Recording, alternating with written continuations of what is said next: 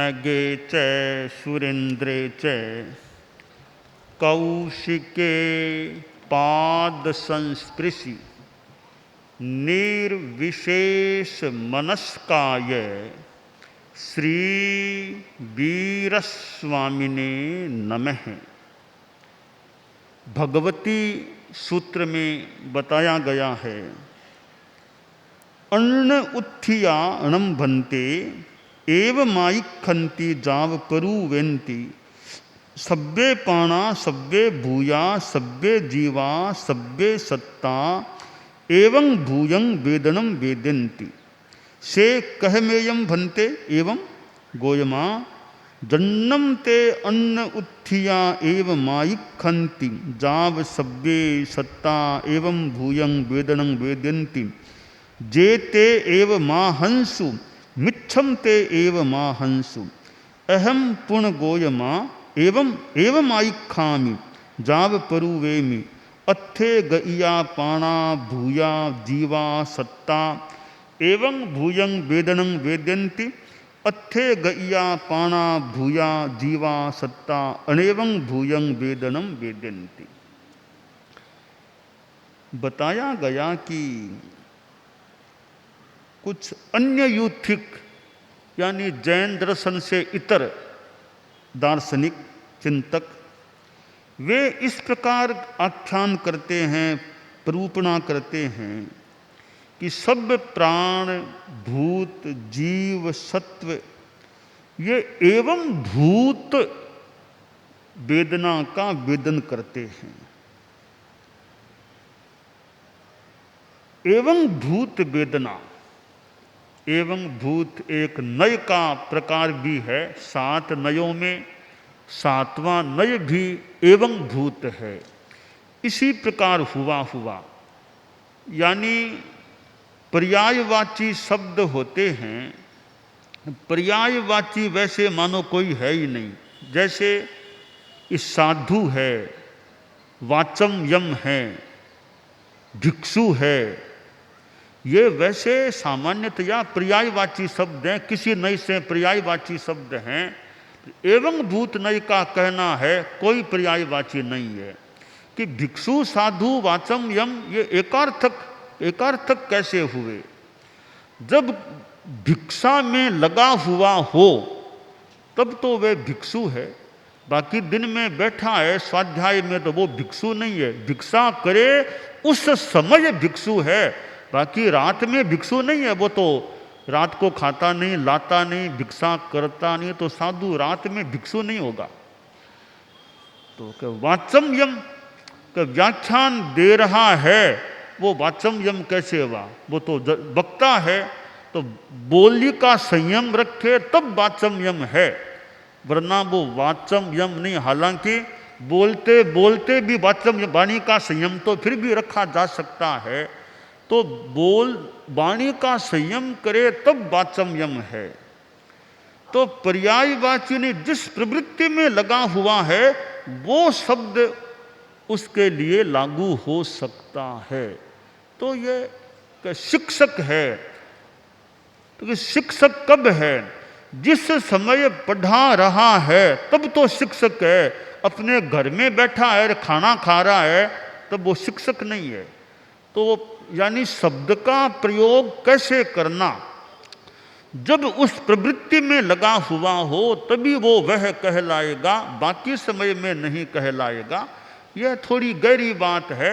और 7 नयों में एवं भूत नय का यह मंतव्य होता है। खैर, यहाँ भी एवं भूत शब्द का प्रयोग किया गया है।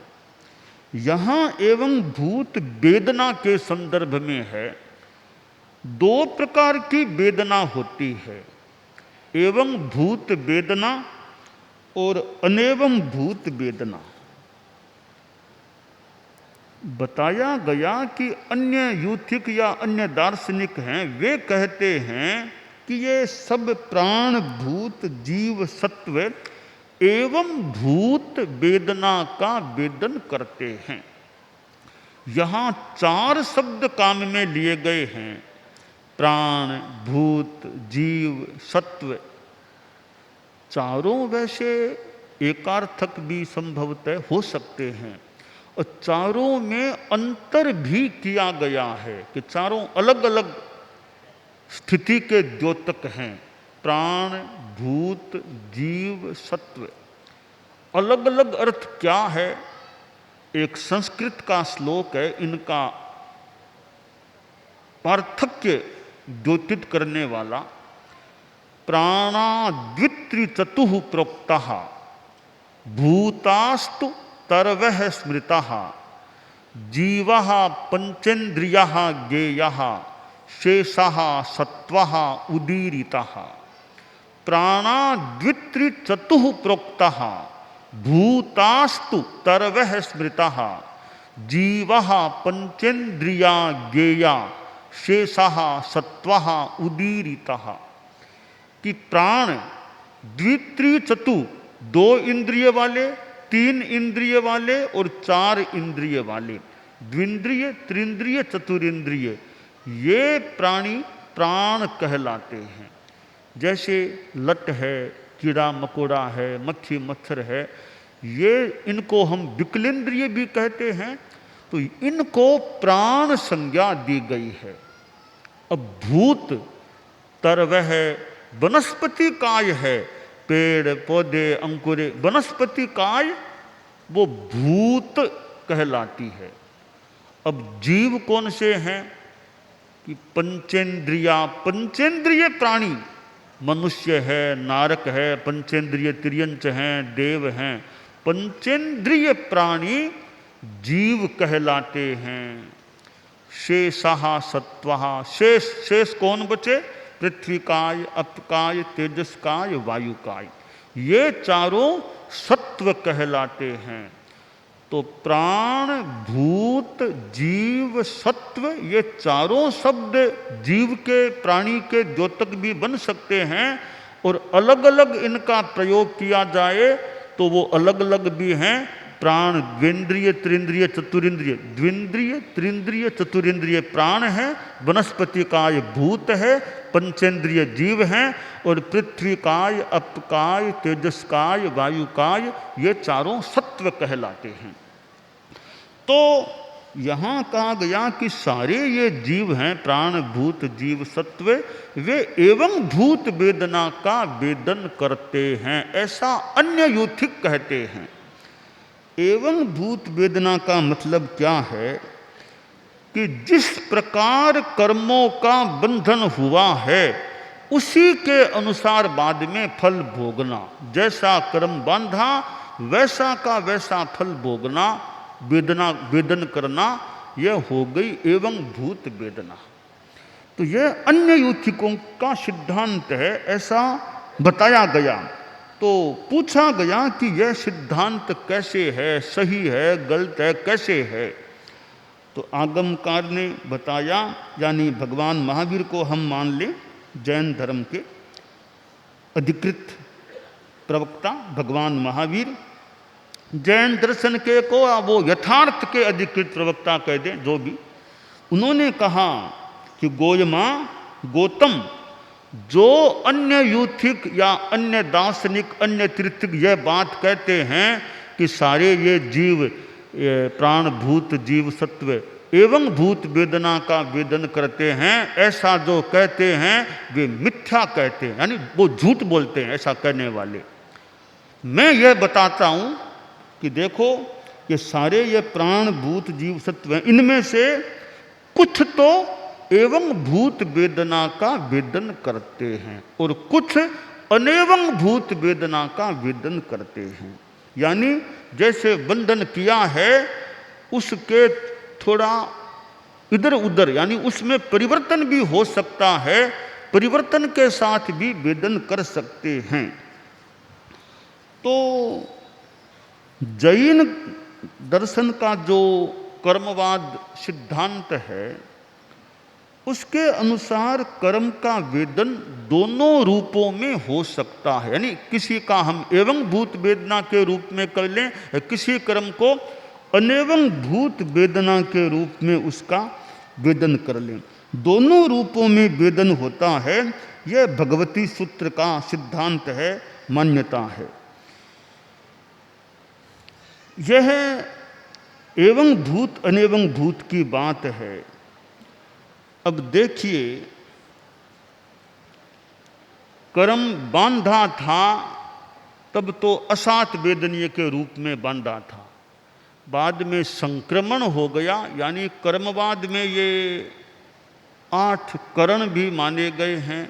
यो 10 अवस्थाएं कर्म की बताई गई हैं, बंध, सत्ता, उदय, उदीर्णा, संक्रमण, निदत्ति, निकातना, ये अवस्थाएं बताई, 10 अवस्थाएं हैं कुल, अपवर्तना, उद्वर्तना। ये तो इनके संदर्भ में है कि कर्म जो बंधा है उसमें चेंज भी हो सकता है, परिवर्तन भी हो सकता है।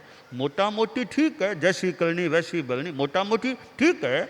सूक्ष्मता में जाएं तो कर्मवाद में यह बताया गया है कि बांधा हुआ कर्म है उसमें चेंज भी हो सकता है।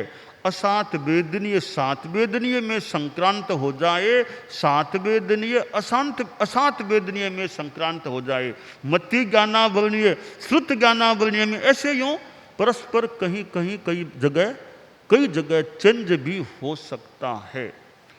तो इसलिए यह भगवती सूत्र का या जैन दर्शन का सिद्धांत कि वेदना दोनों प्रकार से, बंधे हुए कर्म उनका जो वेदन होता है वह एवं भूत वेदना के रूप में भी हो सकता है और अनेवं भूत वेदना के रूप में भी। अब जैसे संभवतः अब जो निकाचित कर्म बंधा हुआ है, निकाचित कर्म तो वो एवं भूत वेदना के रूप में वेदा जा सकेगा, बाकी कर्मों में परिवर्तन चेंज भी हो सकता है।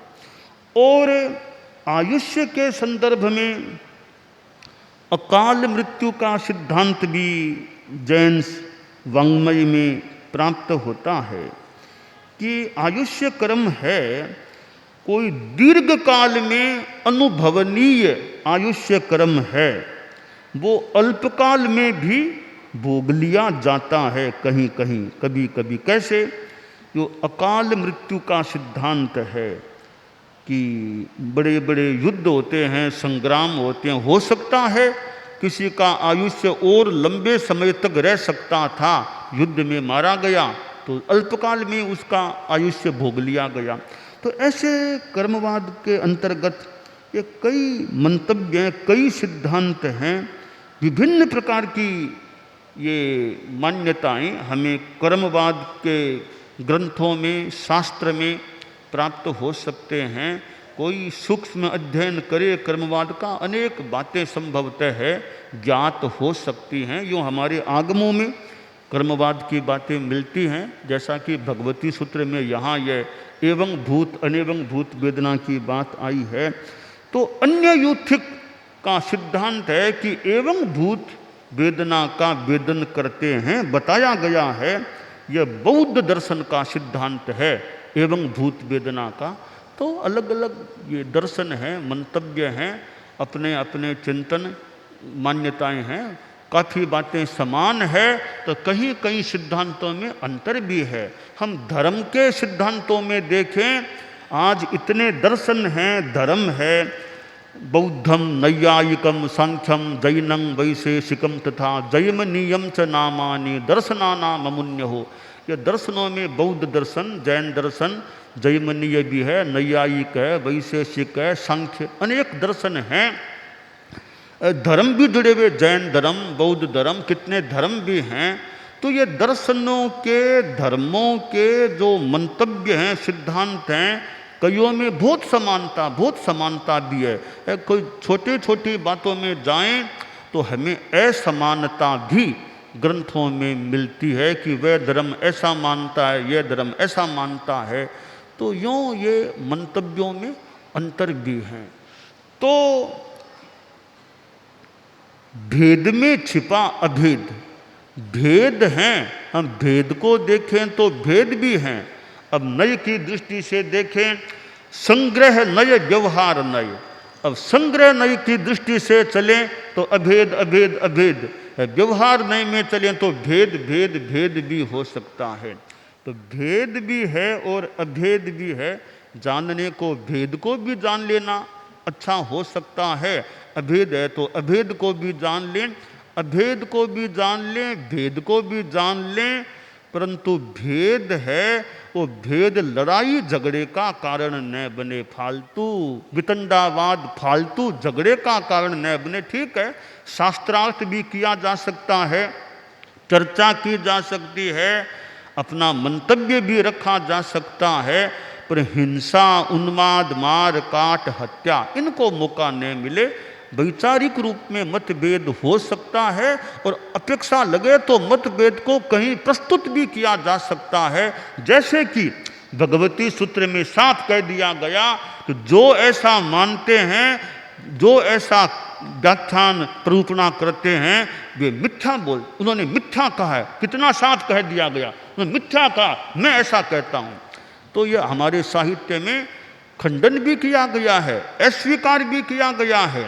तो अब सही बात को बताने के लिए गलत बात पर कहीं अस्वीकृति की बात भी कहनी पड़ सकती है, तो कहनी है तो कहनी है। फिर आचार्य भिक्षु थे, उनके ग्रंथों को देखें तो अपनी बातें फरमा दी, पद्यों में आ गई, और थोड़ी भाषा किसी को लगे कि कड़ी है, ऐसी है, तो ठीक है। अब कड़ी सब सापेक्ष है, कड़ी क्या कोमल क्या।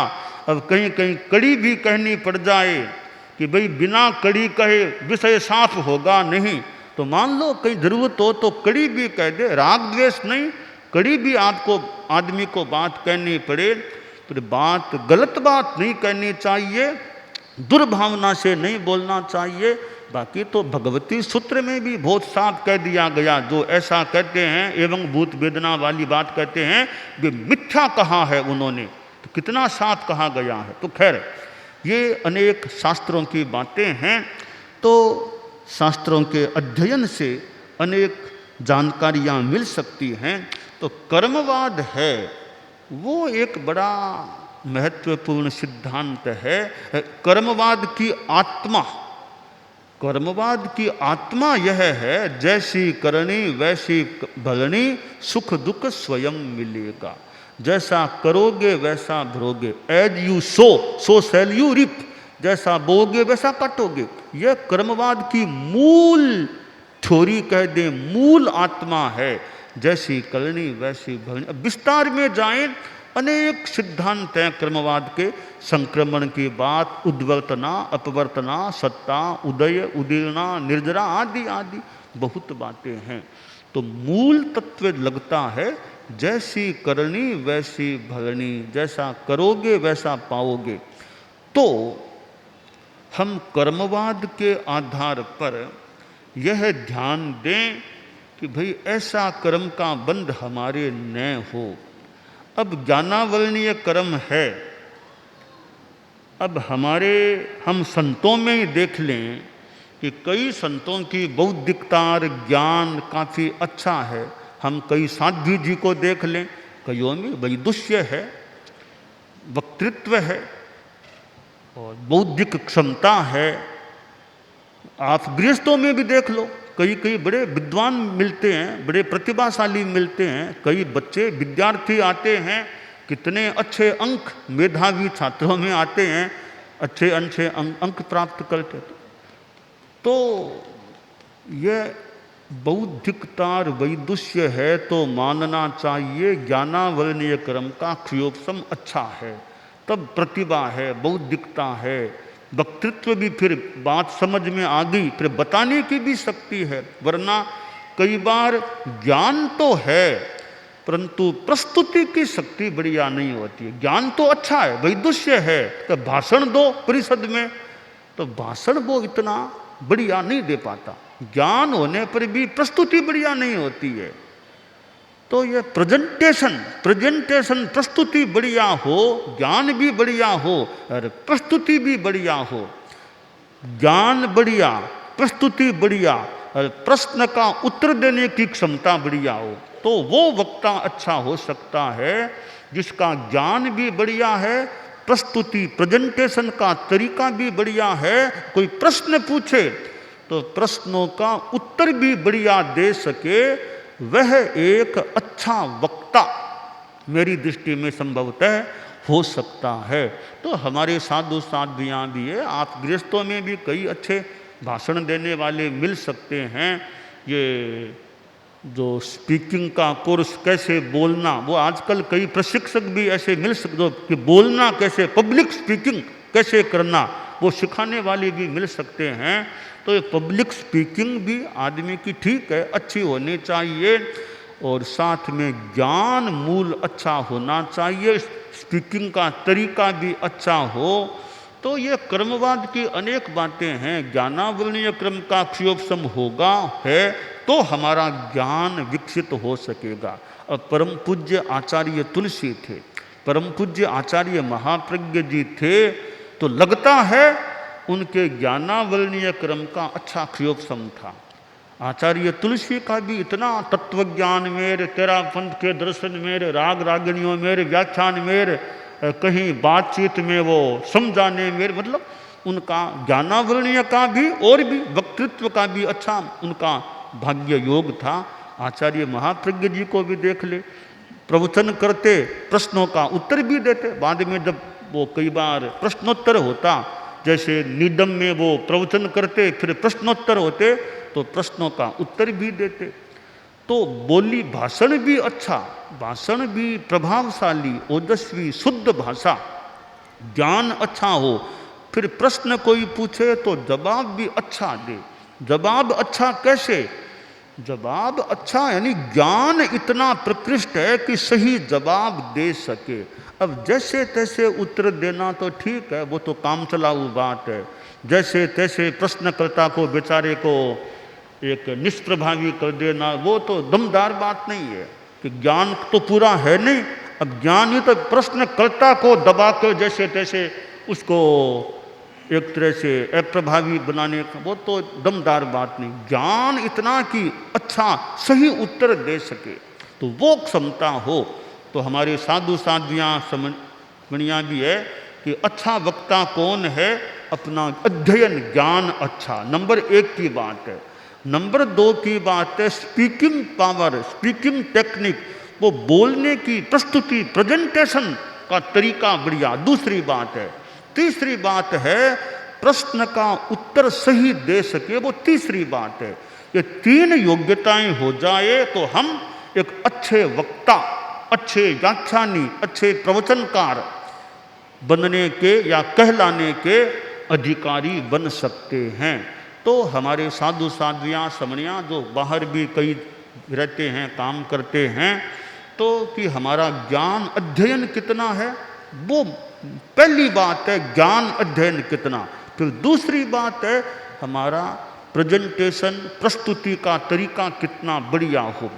तीसरी बात है कि भाषण ही नहीं देना, बाद में प्रश्नों का भी सामना कर सकें, प्रश्नों का सही उत्तर, समाधान दे सके, इतना ज्ञान हमारा प्रौढ़ हो कि कैसे उत्तर दे सकें, और उत्तर भी कितने अच्छे तरीके से दे सकें, इतनी सही लॉजिक तर्क के साथ दे सकें कि एक तो प्रश्नकर्ता को अपने ज्ञान की कमी के कारण से दबाना पड़े, एक प्रश्नकर्ता को अपने ज्ञान बल से दबा दिया जाए, वो ठीक है। ज्ञान बल से किसी को दबा दें, तार्किकता से दबा दें, वो तो अच्छी बात हो सकती है। तो कर्मवाद में ये क्षयोपशम अच्छा हो तो ज्ञान अच्छा, और कुछ पुण्य का योग अच्छा हो तो और भी कई योग्यताएं आ सकती हैं। तो हम कर्मवाद को समझ करके जैसी करनी वैसी भरनी, इस सिद्धांत को आत्मसात करते हुए बुरे कार्यों से बचने का प्रयास करें, यह काम्य है।